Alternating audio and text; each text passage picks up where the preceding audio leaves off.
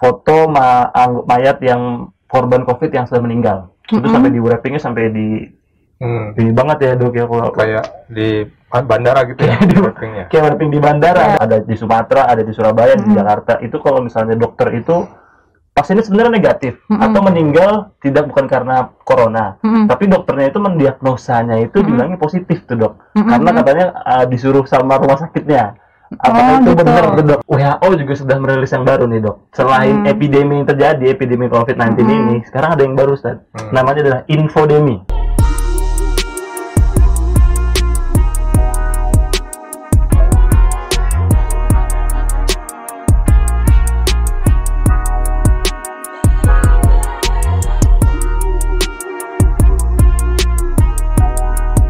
Assalamualaikum warahmatullahi wabarakatuh. Waalaikumsalam warahmatullahi wabarakatuh. Sesuai dengan janjikan kemarin ya, Ustaz, kita kali ini akan kedatangan narasumber yang sangat mantap betul, Ustaz. Yaitu adalah salah satu anggota penanganan gugus COVID di Jakarta, yaitu adalah Dr. Ririn ya, dokter. Ya, betul. Iya, betul. Ini kita kali ini mau ngebahas tentang penanganan corona spesifiknya di Jakarta nih, Ustaz. COVID-19 di Jakarta, yang kira-kira kasusnya udah gimana nih? Nanti kita tanya langsung aja ke anggota gugus COVID-nya ya, Ustaz. Mungkin Bu Dok bisa dikenalkan lebih detail gimana Dok? Perkenalan dulu. Kenalan dulu ya. Iya. Ya, terima kasih. Assalamualaikum warahmatullahi wabarakatuh. Waalaikumsalam warahmatullahi wabarakatuh. Salam kenal semuanya. Nama saya Dr. Ririn Ahdiati. Saya kebetulan tergabung di gugus tim siaga COVID untuk DKI Jakarta, dan sampai saat ini masih banyak memfollow up pasien-pasien COVID di DKI Jakarta. Dan selain itu juga saya bekerja sebagai tim managed care di salah satu perusahaan swasta yang juga secara nggak langsung menangani juga terhadap pasien-pasien COVID begitu. Oh gitu. Udah berapa bulan Dok menangani corona ini Dok? Dari awal muncul kan di Jakarta, di Depok ya, waktu bulan awal Februari akhir ya. Dari semenjak bulan Maret lah kurang lebih sudah mulai follow up pasien-pasien. Udah capek belum dokter? Banyak capek dokter. Kalau ditanya capek pasti capek ya. Tapi kan nggak boleh capek dong. Iya, karena COVID masih berlanjut entah sampai kapan ya. Masih nggak tahu sampai luar kapan kita biasa. Waduh, saya bukan peramal. Iya, nanti kita bakal membahas COVID di Jakarta secara lebih detail lagi, dan kita juga kedatangan narasumber yang seperti biasa, anggota Komisi B dari fraksi PKS, yaitu Ustadz Muhammad Taufik Zulkifli, Ustadz ya. Ini udah kenal pasti dong. Ini kan podcast. Ya, nanti kita bakal bahas-bahas pergub juga yang berkaitan dengan penanganan COVID-19 di Jakarta tersebut. Kemarin itu sempat rame ini Dok. Ada foto di salah satu, sebenarnya ini nggak di Instagram aja, ini di majalahnya juga, jadi covernya itu di Nat Geo, National Geographic, itu ada foto mayat yang korban COVID yang sudah meninggal. Itu sampai di wrappingnya sampai di ini banget ya Dok ya, kalau kayak di bandara gitu ya, di wrappingnya. Kayak wrapping di bandara. Ada lihat belum begitu Dok? Pernah lihat sih kalau misalnya di Instagram ada ya. Iya, itu sih sebenarnya banyak yang ngobrolin sih Dok. Ada yang bilang itu settingan, ada yang bilang itu beneran, tapi ya terlepas dari itu, tapi kira-kira emang bener kayak gitu nggak sih Dok penanganannya kalau orang meninggal itu? Ya, jadi memang untuk pasien yang meninggal karena COVID ya, ini kan virusnya masih dalam proses penelitian terus nih. Kita masih terus mencari apakah virus COVID ini masih tetap aktif dalam tubuh jenazah atau mayat yang meninggal karena COVID. Berapa lama dia aktifnya, itu kan masih terus kita teliti. Nah, memang kenapa pada pasien-pasien yang meninggal atau wafat karena COVID itu diberlakukan protokol seperti tadi ya. Jadi seperti di web gitu kan, sangat ketat. Itu bagian dari upaya sebenarnya kan dari tim medis maupun tim gugus COVID yang terbentuk oleh pemerintah, supaya kalaupun nanti mayat tersebut, jenazah tersebut dimakamkan, tidak akan punya potensi menularkan begitu terhadap orang-orang yang melakukan proses dalam pemulasaraan jenazah. Iya, tapi itu kalau misalnya terlepas dari itu benar atau tidaknya, itu jadi reminder buat kita juga Dok ya. Betul. Kalau misalnya COVID itu beneran real. Iya. Ini masih dalam Masih dalam masa-masa kemerdekaan Indonesia kemarin. Kita udah 75 tahun merdeka nih, Ustaz. Anda mau nanya pribadi, personal, nanya nih, sebagai dokter, setelah 75 tahun Indonesia merdeka, apakah personal dengan profesi dokter sudah merdeka, Dok? Gitu ya, ini pertanyaannya luar biasa nih ya. Iya. Kalau bicara tentang merdeka, bagi seorang dokter, mungkin setiap dokter punya jawaban yang berbeda-beda tentang definisi kemerdekaan ya. Iya. Tapi kalau boleh sedikit mewakili teman-teman lainnya, sebagian. Kalau boleh jujur, memang terus terang sebagian profesi dokter tuh belum sepenuhnya merdeka. Gitu. Merdekanya nggak merdeka gimana nih? Nggak merdeka gimana? Banyaknya itu memang dari sisi kesejahteraan. Nah, itu masih belum cukup merdeka. Belum sebanding dengan perjuangan seorang dokter ketika dia pendidikan. Nah, itu kan lama, susah, dan nggak murah. Dan capek juga. Capeknya luar biasa. Kemudian resiko pekerjaannya pun juga kan cukup tinggi ya, karena kan berhadapan dengan pasien, kesembuhan. Iya, apalagi sekarang. Kemudian yang kedua, terus terang pendidikan dokter spesialis di Indonesia masih mahal. Banget.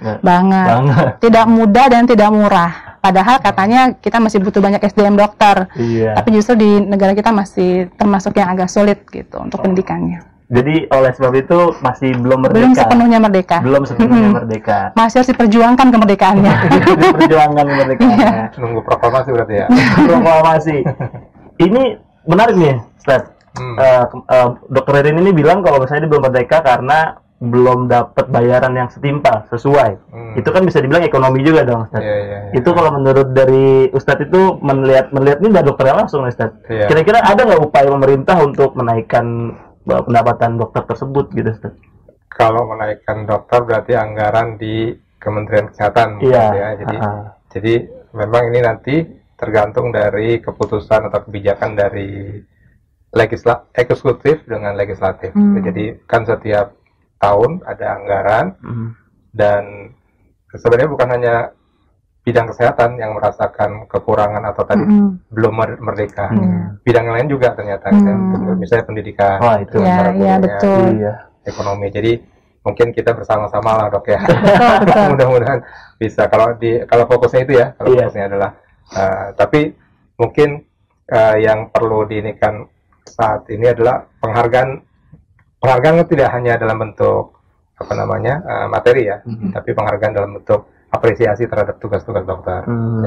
Kemudian kalau di Jakarta, ini kita kembali Jakarta. Karena saya adalah Dewan di Jakarta.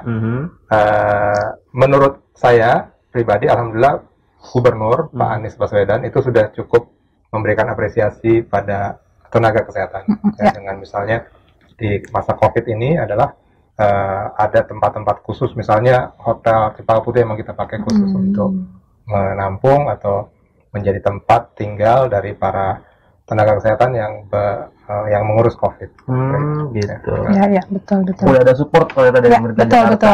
Betul. Kalau untuk DKI Jakarta saya lihat memang cukup supportnya memang cukup serius kalau saya lihat ya, dari mulai tempat untuk teman-teman tenaga kesehatan difasilitasi, kemudian juga ada insentif tambahan. Nah, kalau berpikir mengenai COVID ini kan karena dia virusnya ganas, cepat menyebar dan cukup mematikan, justru tenaga kesehatan tuh punya potensi yang paling besar tertular gitu ya, karena kan dia langsung bersentuhan merawat pasien COVID. Dan baik kan mereka juga punya keluarga di rumah kan, pasangannya, anak-anaknya, keluarga yang lain. Jadi saya bersyukur memang untuk DKI Jakarta termasuk yang sangat support terhadap tenaga kesehatan. Karena tertular dan menularkan. Betul. Jadi makanya dibikin kebijakan bahwa memang ada hotel-hotel gitu yang dipakai. Jadi terpisah untuk sementara ya. Kangen juga dong sama keluarga nanti. Daripada keluarga ke keluar. Oke, tadi masih terkait merdeka nih, Dok. Kemarin itu sempat rame nih, Dok. Bahkan sampai sekarang sih masih rame juga tuh. Ada di Sumatera, ada di Surabaya, di Jakarta. Itu kalau misalnya dokter itu pasiennya sebenarnya negatif atau meninggal bukan karena corona, tapi dokternya itu mendiagnosanya itu bilangnya positif tuh, Dok. Karena katanya disuruh sama rumah sakitnya. Apakah itu benar, Dok? Itu kan sempat rame ya saja itu. Itu sempat rame. Ini kan kita daripada ngomongin isu-isu, kita tanya langsung aja nih sama anggota gugus ya, itu benar nggak, Dok? Iya. Kalau misalkan kita dengar pemberitaan seperti tadi, mungkin harus ditelusuri juga tuh. Cerita secara lengkapnya gitu ya, karena setiap kondisi pasien itu kan kita belum tahu nih. Biasanya kan dokter tuh ada sekarang tuh ada definisi operasional ya untuk COVID tuh ada namanya kasus suspek.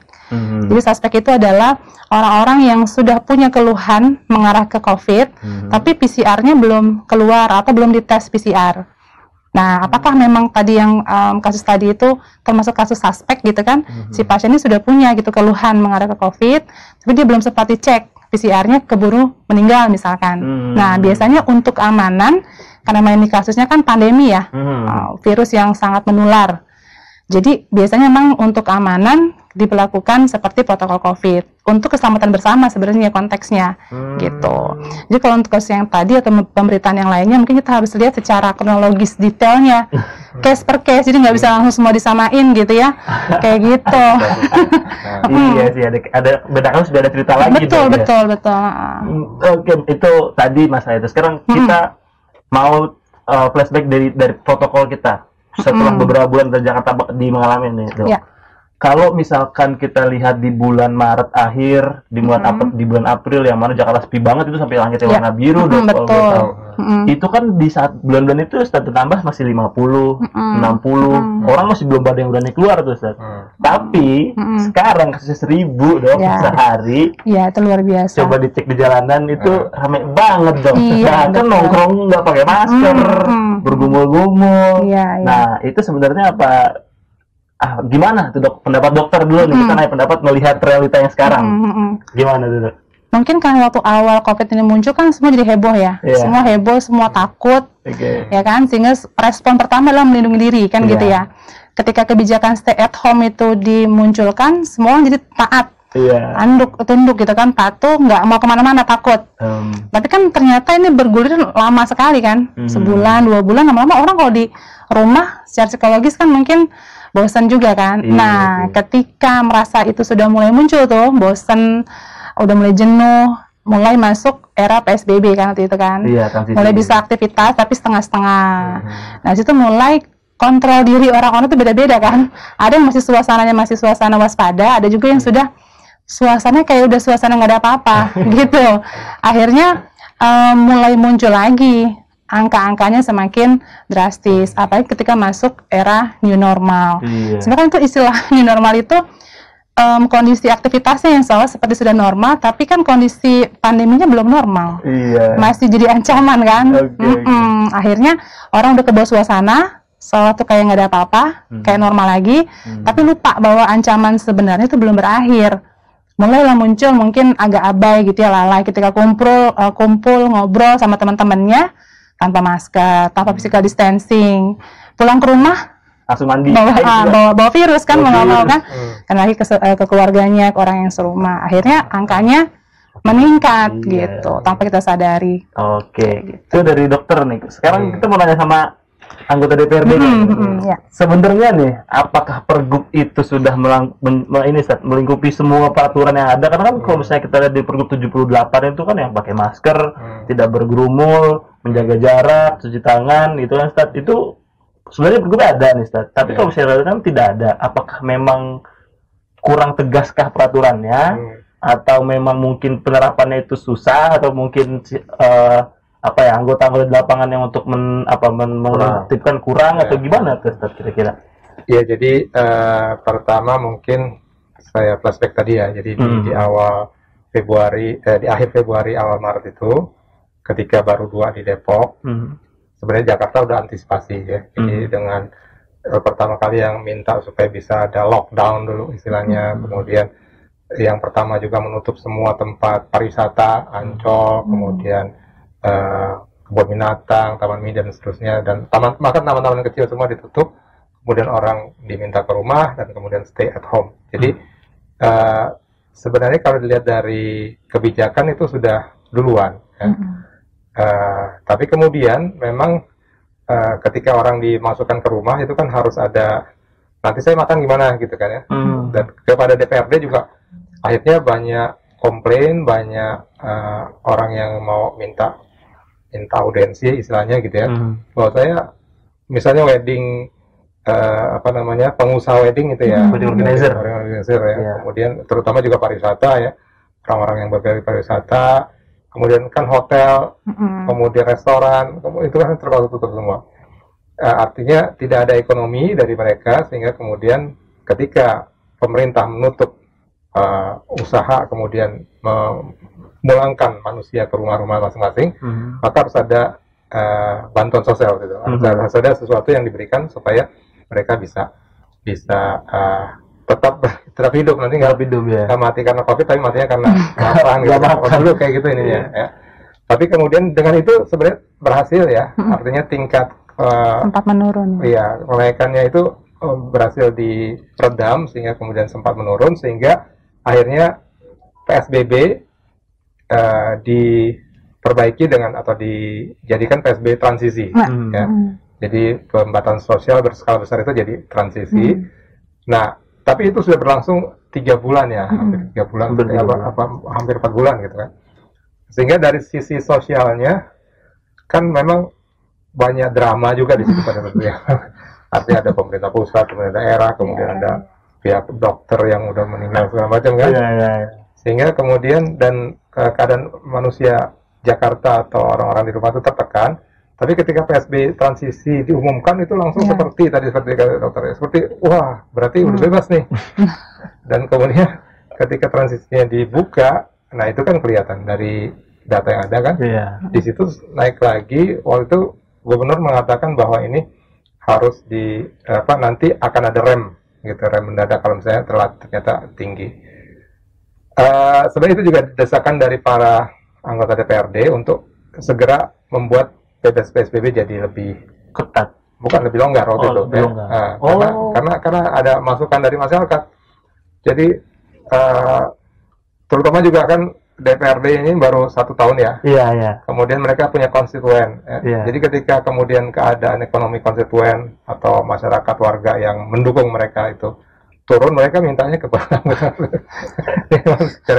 secara ekonomi gitu. Jadi anggota DPR ini minta supaya ini lebih dilonggarkan, terutama dalam bidang ekonomi. Nah, ketika sudah dilonggarkan, ternyata dia jadi naik. Rem yang harusnya ditarik oleh tekan ya, lihat beda-beda rem motor dipegang, mobil diinjak, itu udah ndak susah untuk dilakukan lagi gitu, karena manusianya juga sudah cuek, udahlah COVID ini. Jadi ada semacam rasa bahwa udahlah nggak, kita terima aja takdirnya gitu. Mungkin jadi jatuhnya di herd immunity atau apa ya? Herd immunity ya istilahnya yang banyak manusia jadi arahnya ke sana. Nah, sebenarnya kalau dari pergubnya, dari peraturan yang sudah dibuat oleh Gubernur Jakarta dalam hal ini, itu sudah mencakup semuanya, pakai masker, kemudian protokol di tempat-tempat pariwisata yang harusnya dibuka, kemudian toko, restoran itu sudah jelas ya. Tapi memang pelaksanaan atau di kantor-kantor ya? Iya, kantor-kantor. Pelaksanaan di lapangan memang tergantung dari orang yang pemilik atau yang pengelola itu ya. Jadi misalnya kemarin baru saja saya mendapatkan laporan bahwa pesawat misalnya batik air, boleh kan? Nggak apa-apa. Batik air. Itu ya saya mengalami sih kemarin 2 minggu yang lalu naik batik air. Kemudian tidak memakai protokol, artinya jumlah penumpangnya kan harusnya disilang-silang, 50% harusnya kan. Tapi kemudian enggak, kemudian ketika masuk ke check-innya, si mbak check-innya cuma bilang, maaf Pak ya, sekarang 75% nih. Gitu. Nah, ternyata kemudian ada ada protes, ada komplain, dan mungkin akan diperingatkan.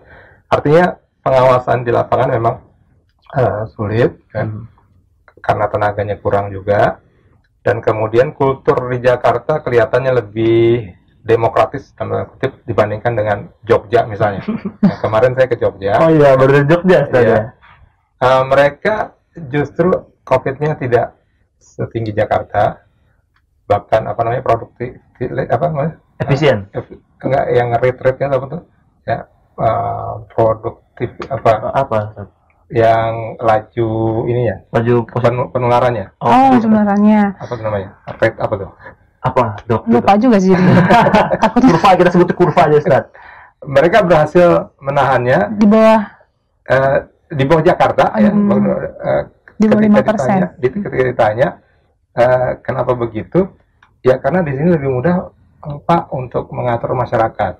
Masyarakat itu sangat mendengar apa yang dikatakan oleh gitu Sultan, sebagai gubernur gitu. Ya, jadi kalau dikatakan masuk rumah, ya kemudian nggak usah ke pasar dulu, pakai masker, itu nurut semua ya Ustaz. Nah, jadi saya lihat memang ada faktor satu adalah kultur dari masyarakatnya. Ya, kalau di masyarakat yang, ya kalau kita lihat juga di dunia kan, negara-negara otoriter gitu kan, semacam Korea Utara, China, Korea Utara, itu mereka berhasil untuk menerapkan, menurunkan kurva dengan cara yang memaksa. Agak memaksa sih ya. Kalau Jogja sih bukan memaksa, tapi emang kulturnya ya. Feodal mungkin. Ya, kultur jadi lebih bagus. Nah, kalau itu di Jakarta, nanti udah coba aja kan, Bu Dokter aja kan. Maksudnya tadi jenazah yang udah dibungkus-bungkus itu juga dibuka lagi. Ada yang jadi paksa dibawa sendiri, Ustaz. Iya. Ya, jadi begitu kira-kira ya. Jadi ada banyak faktor yang kita sama-sama lah untuk membuat supaya ini jadi ada, memang perpus sudah ada, tapi kemudian kondisi ekonomi dokter ya juga harus kita pertimbangkan, karena masyarakat ingin terus juga sejahtera atau tetap terjaga ketahanan pangan, ketahanan sandangnya gitu ya. Sementara itu pemerintah pun tidak bisa memberikan bantuan sosial terus-menerus ya. Dan kemudian juga situasi masyarakat di mana mereka ini tidak terlalu di Jakarta terutama ya, bukan seperti di Jogja gitu kira-kira ya, ada tingkat merasa bahwa ini negara kota yang demokratis, jadi tidak mudah untuk mengaturnya. Ya, kira-kira seperti itu. Terlalu demokratis orang Jakarta. Karena Amerika Serikat juga begitu kan, naik terus nggak turun-turun. Oke, ini Dok, tadi ada yang menarik nih Dok, dari kata Ustadz itu bilang tadi sebenarnya kebijakan PSBB transisi itu diusulkan oleh DPRD, betul Ustadz? Iya. Ya. Bukan ada tekanan dari DPRD karena konstituen. Karena konstituen kan benar ya. Nah, dari sudut pandang dokter, apakah itu memang tepatkah atau itu malah jadi buah si malakama atau gimana tuh Dok menurut dokter? Maksudnya ini ya, poin-poin protokolnya ya? Iya, tadi kebijakannya itu konstituen yang melonggarnya. Jadi memang pelonggaran dari, kan sebelumnya PSBB itu memang sudah ketat ya PSBB. Ada istilah PSBB transisi yang menuju pada nanti new normal, sebenarnya itu masih menuju tuh. Nah, itu sebenarnya memang karena desakan masyarakat juga. Jadi PSBB menjadi PSBB transisi. Nah, itu kan disebabkan tadi konstituen yang meminta DPRD untuk melonggarkan karena dia juga butuh cari makan. Nah, menurut Budok nih, itu tepat atau si malakama kah? Mungkin tadi yang melihat juga faktor ekonomi tadi kan, memang masyarakat kita tentunya butuh makan ya, pekerjaan untuk menghidupi dirinya, keluarganya kan. Dan ketika PSBB atau semuanya dibatasi, pasti itu akan membatasi juga kan ruang gerak masyarakat untuk mencari nafkah gitu ya. Kalaupun pada akhirnya memang ada kebijakan untuk melonggarkan dengan pertimbangan tadi ya, ekonomi dan untuk kesejahteraan masyarakat dalam jangka panjang gitu ya, mungkin harus dibarengi dengan protokol kesehatan yang lebih ketat lagi. Jadi memang harus tadi ada, walaupun ada protokolnya sudah bagus nih, sudah ketat, tapi kan butuh pengawasan juga di lapangan kan. Ya, apakah betul kantornya atau tempat kerjanya sudah mematuhi peraturan protokol tadi, atau tadi individu-individunya tadi yang harus lebih diberikan pemahaman gitu kan, yang lebih ketat lagi. Karena kalaupun dia harus keluar rumah untuk mencari nafkah demi dia dan keluarganya, tapi kan nyawa dia dan keluarganya juga berharga kan. Nah, itu juga harus dipertimbangkan begitu. Jadi oke dilonggarkan karena alasan ekonomi misalkan ya, tapi dengan persyaratan, syarat dan ketentuan berlaku. Nah, itu ada tanda bintangnya gitu kan. Nah, itu PR berikutnya berarti kan. PR berikutnya memang syarat dan ketentuan berlaku nih. Kalau kita lihat di jalanan itu hukuman orang yang nggak pakai masker. Tahu nggak Dok? Dimasukin ke itu kan peti, ya kan peti jenazah. Bukan apa tuh? Disipakin rompi oren. Di lampu jalanan. Iya. Itu ada juga Ustaz. Kalau misalnya kita di Instagram itu jadi kayak semacam apa ya? Challenge. Orang tuh malah nggak pakai masker biar dia bisa snapgram pakai rompi oren nyatu gitu. Bahkan ditokin. Jadi malah jadi konten jokes, jadi bercandaan gitu. Bukannya bikin jerak malah pengen. Nah, itu apa emang? Apakah memang orang lapangannya tidak nggak sesuai dengan syarat ketentuan berlaku tadi yang dokter bilang atau gimana tuh? Iya, edukasi kepada masyarakat juga ini ya kita juga kurang. Makanya ini ada podcast seperti ini. Kemudian ada dokter juga beberapa kali saya tahu mengadakan Zoom ya, untuk memahamkan lagi pada masyarakat ya bahwa ini bukan main-main gitu, ini serius ya. Dan memang kalau yang di bawah itu sanksi-sanksi kepada orang yang melanggar protokol ya memang kreatif ya, cuma perlu dibuat jadi bukan sesuatu yang jadi entertain, tapi sesuatu yang memang membuat jerah gitu. Iya. Nah, kalau sekarang semuanya dijadiin medsos. Lucu juga, ada juga jadi meme gitu kan. Sekarang KPK bagus kerjanya, topi oranye makin banyak, kan korupsi. Iya, jadi bercanda. Iya. Nah, tadi udah, ini dok, kira-kira syarat dan ketentuan itu apa aja dok? Yang kira-kira harus dijalankan sekarang nih sebelum makin tinggi lagi? Karena kan COVID kan kurvanya kan 200, 400, 800 ribu. Jangan sampai kayak di India per harinya 70 ribu, 80 ribu kan? Dahsyat banget itu. Nah, untuk nurunin kurvanya nih dok, syarat dan ketentuan apa yang harus kira-kira dibuat sama orang anggota pemerintah atau DPRD? Kalau boleh bilang sebenarnya garda terdepan untuk memutus mata rantai itu sebenarnya bukan lagi tenaga kesehatan, tapi pribadi-pribadi kita sendiri masing-masing. Jadi gitu. Kalau kita punya kesadaran yang tinggi ya, kalau setiap kita sama nih kompak gitu ya, seluruh warga Jakarta katakanlah begitu, punya kesadaran yang tinggi dan tahu betul bahwa dirinya adalah relawan pemutus mata rantai COVID, semua sama berpikir seperti itu, maka otomatis tidak ada lagi yang nggak pakai masker ketika beraktivitas. Nggak ada lagi orang-orang yang berkumpul, berkerumun tanpa physical distancing, membuka masker, kan gitu ya logikanya. Ketika pulang ke rumah pun PHBS dijaga, cuci tangan, ganti baju, keramas dan lain sebagainya kan. Tapi masalahnya kan pemahaman ini yang sulit untuk kita ukur kan. Satu orang dengan orang yang lain kan belum tentu sama nih pemahamannya gitu ya. Maka mungkin kalau untuk protokol dari atas ya dari pemerintah sudah cukup bagus ya, sudah baca peraturan Kemenkesnya ya, dan juga dari Pemprov, semua sudah sangat detail dan berusaha untuk memproteksi gitu ya, kegiatan-kegiatan yang ada di lapangan untuk tidak mudah menjadi paparan penularan COVID. Tapi masalahnya kan kembali ke individunya lagi, dan mungkin bisa juga dibentuk semacam apa ya, awareness ke masing-masing tempat kerja mungkin ya, yang lebih mendisiplinkan karyawannya gitu ya, anak buahnya untuk diperketat lagi tentang protokol kesehatan COVID. Terus tadi pemahamannya harus ditingkatkan terus. Mungkin bisa dibikin semacam edukasi berkala di setiap tempat kerjanya, misalkan sebulan sekali lah, atau mungkin via SMS kah atau apa gitu ya, untuk diingatkan 3M palingnya minimal itu gitu kan. Jadi semua menjadi semangat bersama gitu kan, kepedulian bersama, karena protokol kesehatan sebagus apapun gitu ya, sempurna apapun, kalau nggak dibarengi dengan kepatuhan, ketaatan masyarakatnya, itu sama aja bohong gitu, nggak akan efektif kan gitu logikanya kan. Ya coba deh kan, betul, jangan sampai termuncul perkataan begini, justru kan aturan untuk dilanggar, nah itu ngaco lagi tuh. Itu ngaco lagi. Biasa kayak gitu. Karena ini masalahnya penularan virus kan, bukan main-main, ini virus makhluk tidak kasat mata masalahnya kan. Itu pelanggaran sekolah kali ya. Iya kayak gitu sih kalau menurut saya. Oke. Ya tadi sebenarnya dibilang pemahaman individu aja yang harus dikencangin ya dok ya. Betul. Kemarin itu WHO juga sudah merilis yang baru nih dok. Selain epidemi yang terjadi, epidemi COVID-19 ini, sekarang ada yang baru Ustaz. Namanya adalah infodemi. Nggak mau kalah ya. Nggak mau kalah. Terlalu banyak info yang diserap sama orang, apalagi di orang Jakarta yang udah pinter banget ya. Udah pinter banget, main internetnya udah nggak tahu lagi ada teori-teori apalah, konspirasi apalah.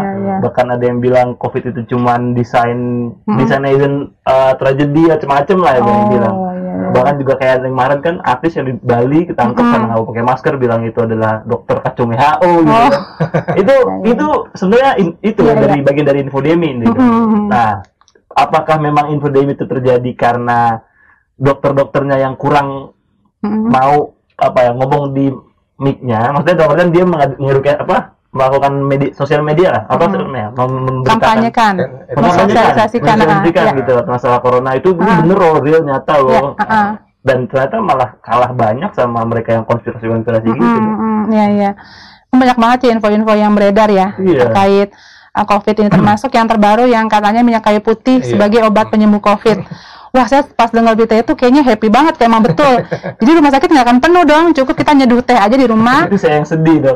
Tetesnya pakai minyak kayu putih, ya kan? Ya mungkin di tengah pandemi begini, karena gelombang virus ini kan masih belum tahu sampai kapan ya. Masih belum tahu sampai kapan, berakhirnya dengan cara apa, wallahu alam gitu ya. Paling tidak kita bisa lebih kritis kali ya memilih setiap pemberitaan informasi yang masuk. Jadi be smart people gitu. Jadi orang yang cerdas, yang pintar gitu untuk memilih-milih mana sih info yang bisa dipertanggungjawabkan, mana yang enggak. Paling mudah mungkin kita hanya bisa menyerap informasi hanya dari ahlinya, kan paling nggak begitu ya. Nah, orang yang bertanggung jawab, orang yang memang ahlinya, dia paham betul tentang COVID ini. Selain itu, informasi yang muncul dari sumber yang tidak bisa diduga, nggak bisa dipertanggungjawabkan, jangan didengerin, kan gitu paling aman kan. Karena gini, karena kondisi pandemi mau nggak mau, kalau kita dengar informasi yang salah, akhirnya yang terpengaruh diri kita sendiri. Nah, ketika kita lalai dan abai kepengaruh informasi yang salah tadi, yang jadi korban siapa? Diri kita dan keluarga kita. Kan jadi, nah kembali ke kita sendiri kan, impact-nya kan, kayak gitu.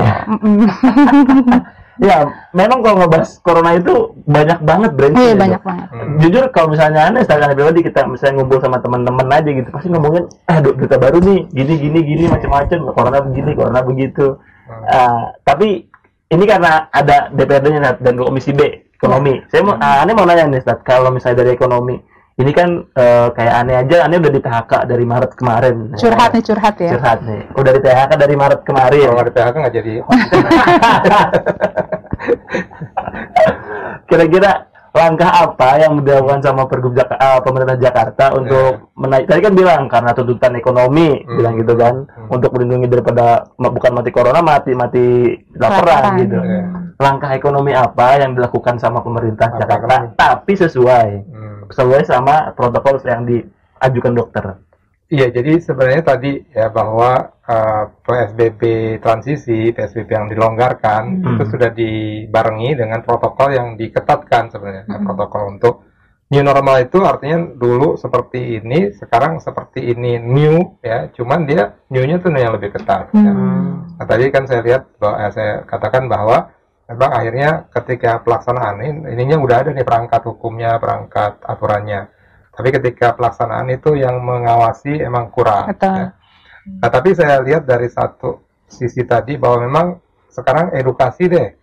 Bukan hanya tenaga kesehatan tadi yang harus bengak-bengok WhatsApp atau Zoom meeting mengatakan, tapi semua, misalnya terutama tokoh-tokoh agama ya, tokoh masyarakat yang menjadi panutan. Nah, itu misalnya apa yang dilakukan AGI misalnya itu bagus. Kan AGI itu yang sering tokoh-tokoh pendidikan dan tentu saja tokoh-tokoh politik. Ya. Jadi bagaimana supaya memang masyarakat tidak menganggap ini enteng, sudah ada peraturannya, protokolnya sudah ada, dan ini harus dilaksanakan dengan seketat-ketatnya. Termasuk di pekerjaan tadi ya, Ustaz? Pekerjaan ya, jadi tokoh-tokoh itu termasuk nanti kan tokoh bisnis segala macam kan, dia nggak boleh dong mengutamakan ya walaupun ekonomi rakyat tapi kemudian saya lihat ada ekonomi kantongnya sendiri gitu.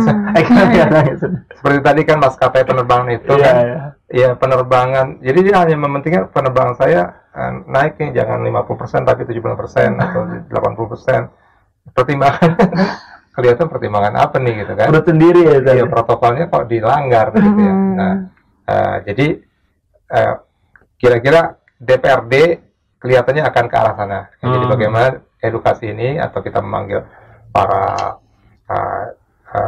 aparatur daerah ya, misalnya dari wali kota, camat dan seterusnya, kemudian dari tokoh-tokoh masyarakat di bidang agama, di bidang ekonomi, bidang politik gitu ya, bagaimana kita sama-sama membuat COVID ini, kita perangi sama-sama COVID. Kita perangi sama-sama.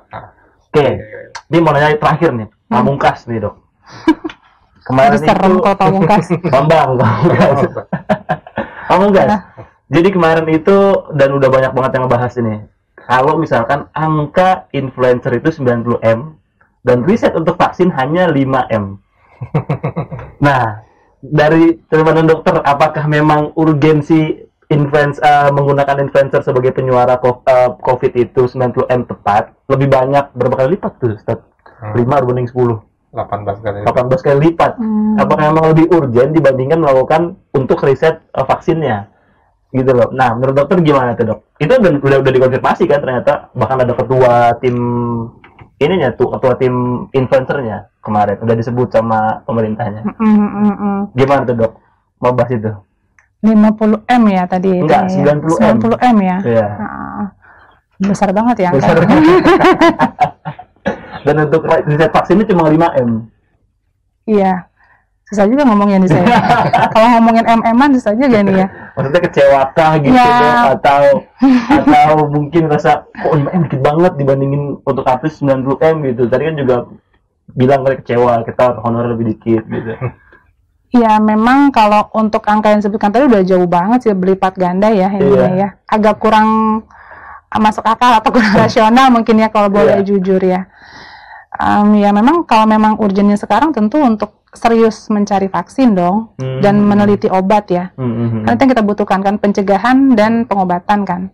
Untuk bisa menekan angka ini lebih banyak lagi gitu. Jadi harusnya lebih fokusnya ke situ. Oke, biayanya mahal dan banyak tapi kan jelas manfaat dan efeknya gitu kan. Nah, ketimbang yang 90M tadi. Berarti kecewa ya. Itu berapa nolnya ya? 9M itu nolnya 10. Iya, makanya berapa nolnya ya? Banyak ya. Itu kalau beli bakso di Jakarta penuh itu. Iya.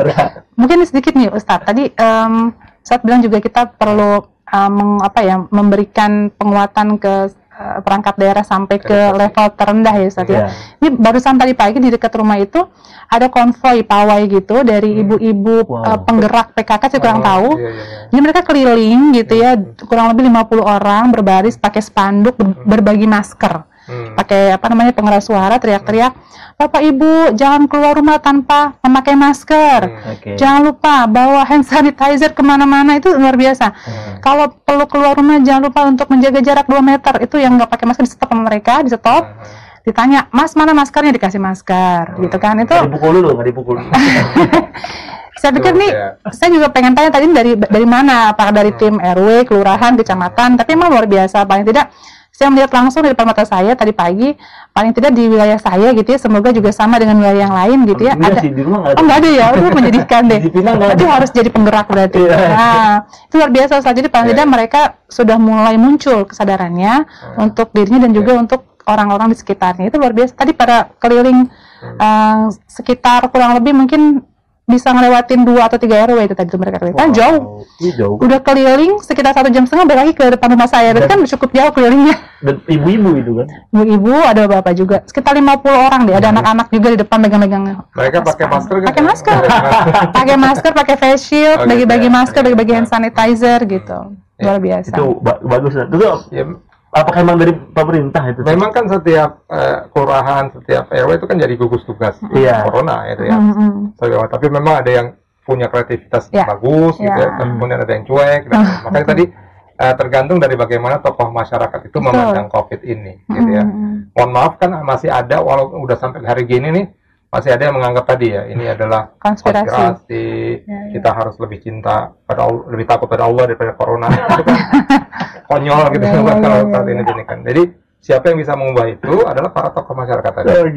Betul. Orang-orang yang memang punya pengaruh, punya kemampuan untuk mengubah mindset dari masyarakat. Iya, betul. Waduh, ini makin panjang kalau misalnya mau diterusin kali ini ya. Bisa 24 jam ya. 24 jam. Non-stop.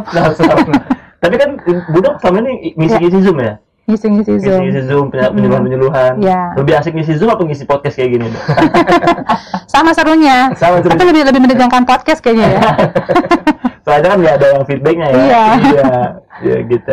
Ini terima kasih banget Dok, waktunya disempetin datang ke podcast ini. Advokasi ini adalah podcast yang difasilitasi oleh Ustadz MTZ dalam rangka, kalau kita bilang sih transparansi pemerintah ke bawah. Betul, bagus banget. Iya, apalagi itu ke daerah. Jadi nggak, kalau sekarang karena corona itu lagi hype aja, jadi kita fasilitasi nih pemerintah untuk audiens kita untuk mengakses langsung info dari anggota gugus COVID sendiri ya Ustadz ya. Makanya kita fasilitasi Ustadz ya.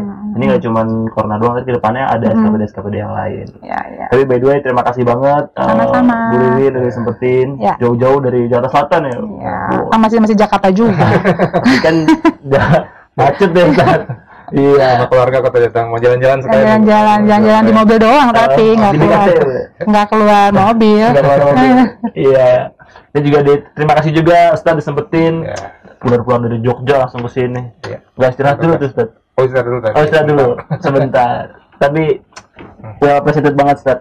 Ya. Nah, kurang lebih itu aja, Ustaz ya. Oke. Untuk terakhir nih, ada nggak pesan-pesan dari Dokter Ridwan? Tadi katanya Pamungkas udah lewat. Sekarang siapa lagi nih? Pertanyaan Pamungkas.